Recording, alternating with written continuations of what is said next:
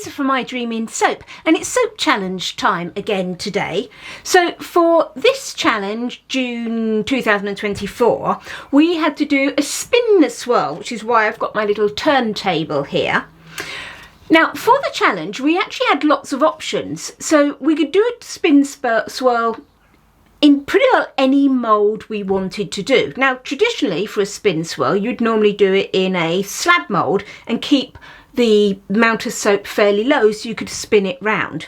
But I'm going to do mine in these little acrylic tubes, and it's basically a swirl that you've seen me do before, but I thought because we had the options to use different types of mould and we could pour the soap any way we liked, it sort of almost shouted out to try and do this technique.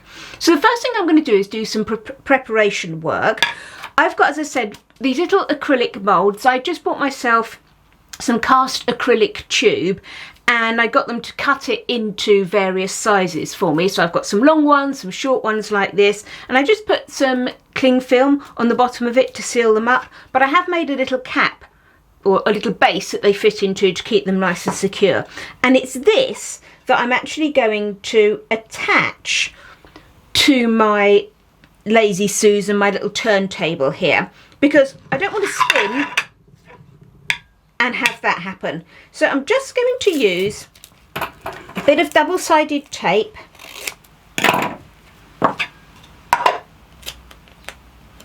and I'm going to pop that onto my Lazy Susan there.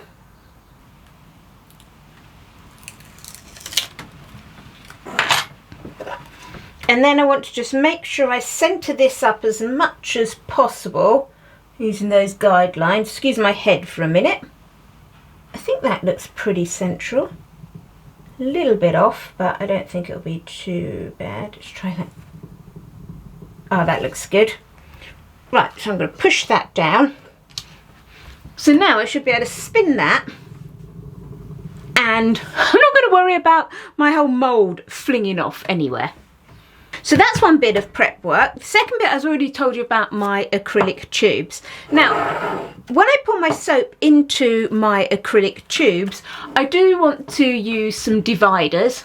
So I've just made some little cardboard dividers. I've got a T on mine just to say where the top is, just because this cardboard was nice and straight along the bottom, but the top's not so straight. So I want to make sure the straight bit goes in at the bottom. And what I'm going to do is going to pop that into those moulds, dividing it pretty well sort of in half. I think that's close enough. And then I'll pour my soap in and then remove that just before I spin it. So that's my prep work for those. Now for my soap, I'm going to be using Galaxy of Stars from Sensory Perfection. It's a fragrance I don't think you can get anymore, which is a real shame because it is a lovely fragrance. But because of this fragrance, I'm going to try and do sort of like a galaxy type theme. So I'm hoping that it'll get a nice swirl going round. So sort of the main part of my soap is going to be activated charcoal. And this is just my pre-dispersed activated charcoal. But then I'm going to have sort of accent colours of Turquoise Delight from Pure Rock Colours and Purple Heart from Pure Rock Colours.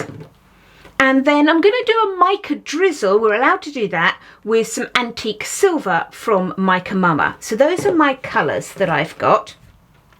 So for my mica drizzle, I'm just going to take the mica that I want, and I'm just going to mix it with some oil. Now this is some oil just taken from my batch oils, just so I don't add any different oils or anything against my recipe. But you could just mix this in some olive oil or something. I don't really have a specific amount. I'm sort of going for 1 part mica and 2 parts oil there, sort of. But I just sort of eyeballed that a bit. Okay, so that's going to be my mica drizzle. So that's that done. My activated charcoal is already pre-dispersed. And then I want to just measure out these two. Okay, and I'm just going to pre-disperse these with a little of my batch oils as well. Now I'm working without gloves at the moment. That's fine because I'm not anywhere near any lye or anything. So let's just get these mixed in.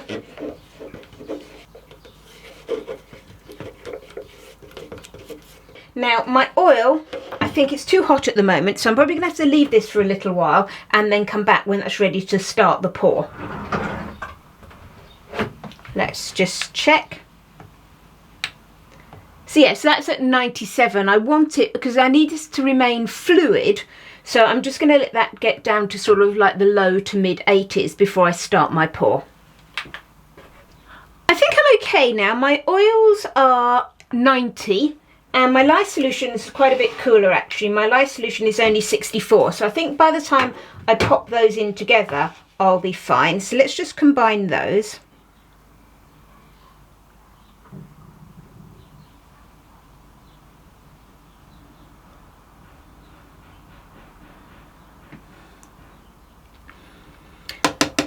Now what I'm going to do with this is I'm going to sort of divide it out in a slightly weird way, in that I've got 4 of these to pour, but each one has to be poured and spun separately. So by the time I get to the last one, I don't want my soap to be all thick. So what I'm going to do is just give this the very lightest of blends, and then I'm going to split it out between the colours that I want. And then each time I need a colour, I'm going to then blend those up ready. Right, so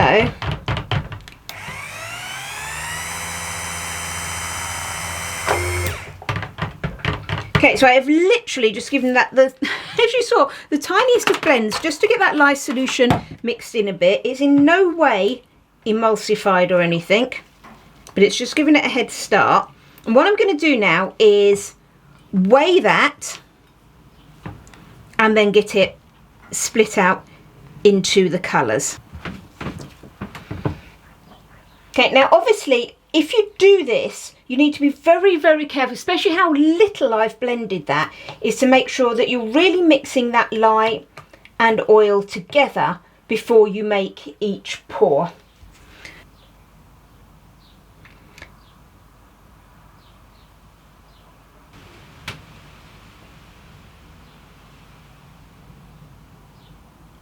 And then this final one is where I'm going to add my activated charcoal.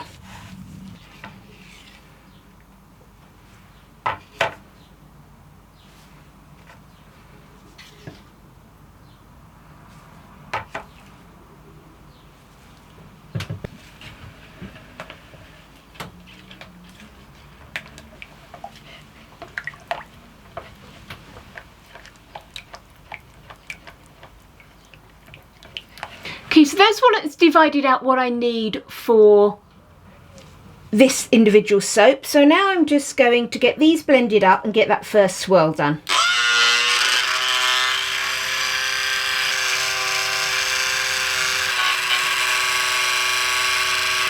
Okay, so I'm just checked and I'm pretty happy that they're emulsified. So I'm now just going to get my fragrance in.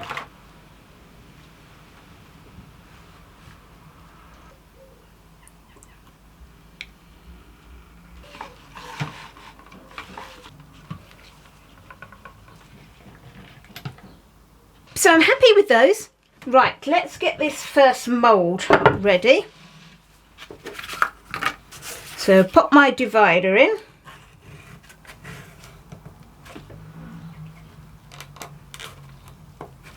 Okay, now these are homemade dividers, so they may not work perfectly, but that's going to be fine. I don't mind a little bit of leakage.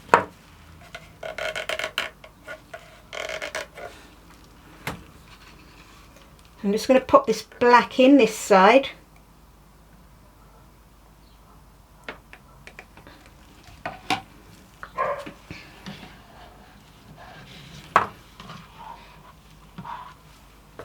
It's good, that's not really leaking at all.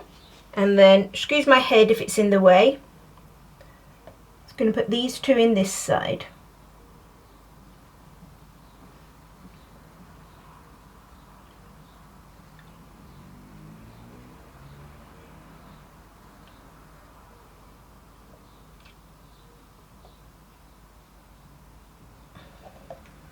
Okay, that's good. Okay, and then for my mica line, I'm just going to take a little bit of this mica. Let's just give it a stir again.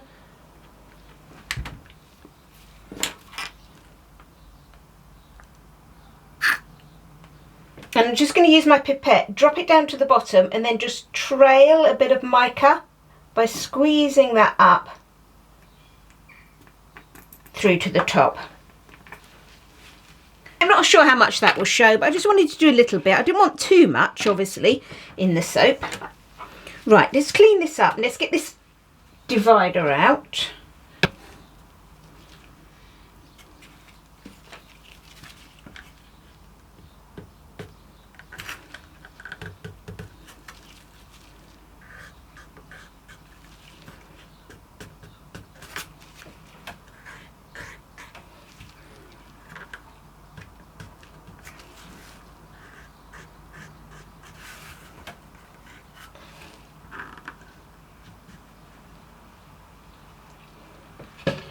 And there we go. Now I don't want this too high up because I do have to spin this, but I am just going to top it off a little bit with this extra. If this ends up being too high, then I'll have to change it for the next one if it all spins out the top. Okay, it's starting to thicken now, so I do need to be a little bit quicker. Right, so let's start spinning.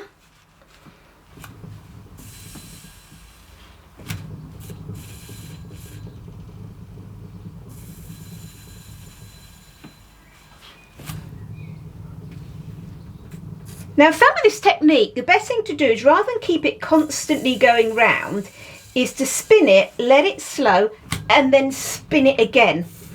And that way it seems to cause the spiral to actually work. Rather, if you just keep turning it, it doesn't seem to make the spiral go far enough through the soap. So each time it gets that little surge, it tends to make the spiral improve.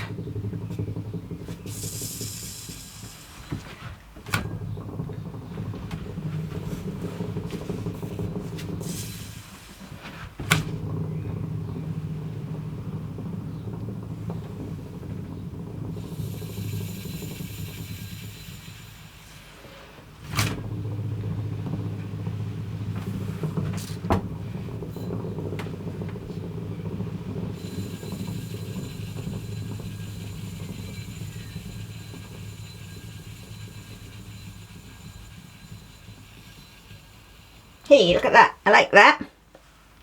Should I get one more go? Might be doing one more.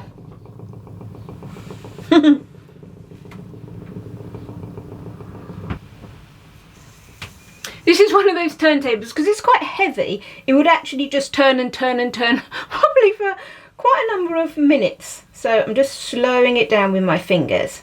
There we go, there's our first one. So I'm going to repeat that for the other ones. Just got to carefully get it off here with its little bit of tape.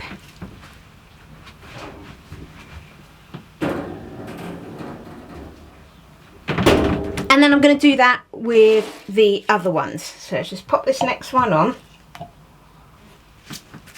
Okay, so what I'm going to do is I'm going to mix all my next lot of soap up, and then I'll come back and, because I think the spinning bit, you see me mixing it up, and we'll just do the spinning on the screen.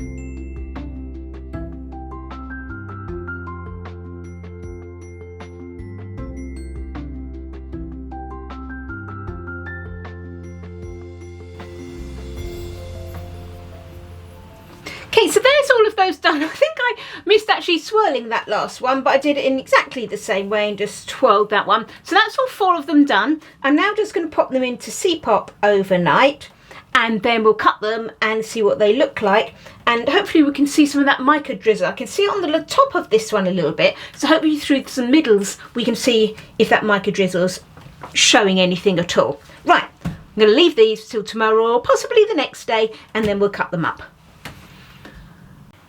Here we are with our soaps the next day. So as you can see, I've unmoulded them. Now, one of the things we need to just bear in mind with the soap challenge, and obviously I'm making these soaps for the soap challenge, is there is a rule that all the soaps that you make must be from, or submit to the challenge, must be from a single batch. Now, we have a specific definition of what a batch means, and typically it means, for example, a soap that you've made in one, say for example, loaf mould, that would be a batch. So even if you made up, let's say, a big batch of soap and you did 2 loaf moulds, when you choose your entries for the soap challenge, you have to get all of your bars from the same loaf. So what that's trying to do is trying to stop you making, let's say, 10 loaves of soap and having loads of bars and picking the best ones out of all the ones that you've made. It's literally got to come from one pour. What was the best time that you did it? So technically with these, although I've got these 4 tubes, as it were, each of these will make 3 soaps. So I'm going to be careful as I cut them. I'm going to make sure I keep them all separate, and then I will choose, for example, the 3 soaps that come from this tube, or the 3 soaps that come from this tube. I'm not going to mix and match them and try and pick out the best ones of each. So hopefully I haven't got like a disastrous one in each one. I don't think I will have. So let's start getting these cut.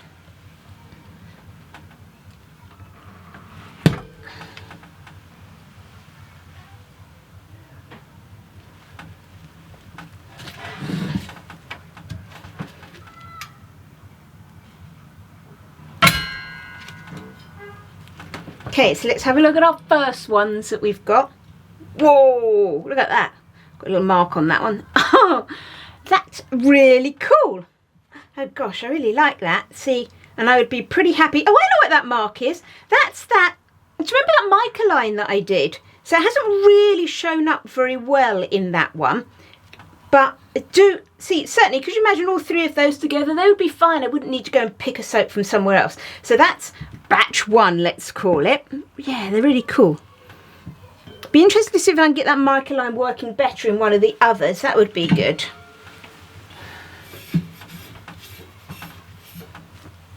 Right, let's have a look at loaf 2, or batch 2 as it were.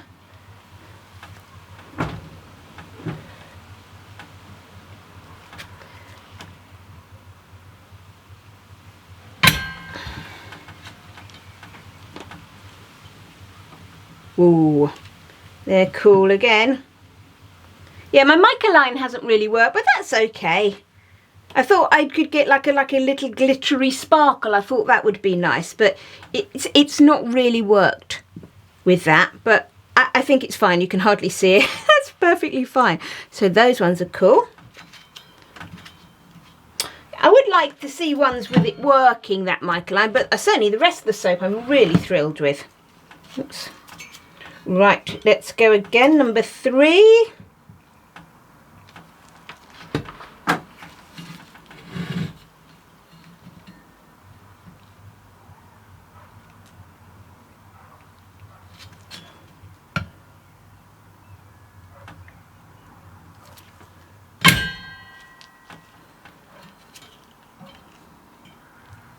Yes. So they're all coming out pretty similar. I love how, I'm really pleased. Let's scrap this away and just put this one down. Oh, come on. I'm really pleased with how I've got sort of multiple rings going round. That's come out really pretty. And they're all looking pretty similar. So I'm quite happy that really any of these, I'll have a good old look and analyse them. I'm pretty happy that any of these I would get the 3 bars that I need for the challenge.